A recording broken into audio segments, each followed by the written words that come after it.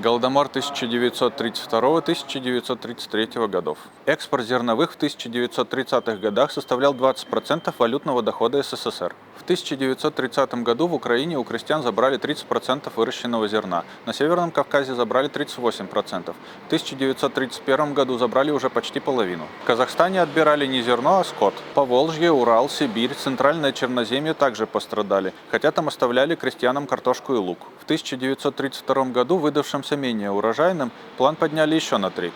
В колхозах, не выполнивших план, изымали все зерно, включая семена, а также запасы домашних продуктов. В результате голод охватил территории с населением в 30-50 миллионов человек. При царе во время голода можно было бежать куда угодно. При Сталине, чтобы не разбежались все из колхозов, были использованы заградотряды. Сталин за 4 года, включая время голода, вывез 13 миллионов тонн зерна. Если бы отказались от экспорта, можно было бы накормить 25-30 миллионов человек, но во всем обвинили крестьян. На Западе знали, что происходит в советской Украине. Были попытки оказать помощь голодающим, но Советский Союз от помощи отказался. Deutsche Welle поговорил с очевидицей Голодомора Анной Доманской. «Моя тетя принесет немного муки, разведет в водичке».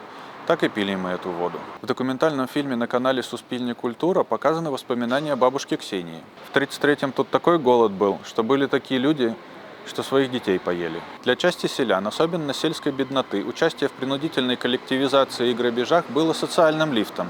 Кроме того, если ты не пойдешь, то пойдет другой, и тогда обыски сделают у тебя. Чтобы забирать зерно, Сталину нужно было уничтожить собственников и сделать всех работниками колхозов, чтобы забирать можно было сколько нужно. 1,5 миллиона раскулачили, из них 850 тысяч переселили. Нет единого мнения по количеству жертв Голодомора. Называют цифры от 3 до 16 миллионов украинцев. Украинская национальная книга памяти жертв Голодомора 1932-1903 годов содержит 882 510 имен и пополняется. В СССР десятилетиями продолжался запрет на память о жертвах Голодомора. В 1951 году в Нью-Йорке на митинге в память жертв Большого голода 1932-1933 годов автор юридического термина «геноцид», профессор Ельского университета Рафаэль Лемкин назвал действия СССР против украинцев классическим примером геноцида. 9 декабря 1948 года Генеральная ассамблея ООН приняла Конвенцию о предотвращении преступления геноцида и наказания за него. Многие страны и международные организации признали Голодомор геноцидом.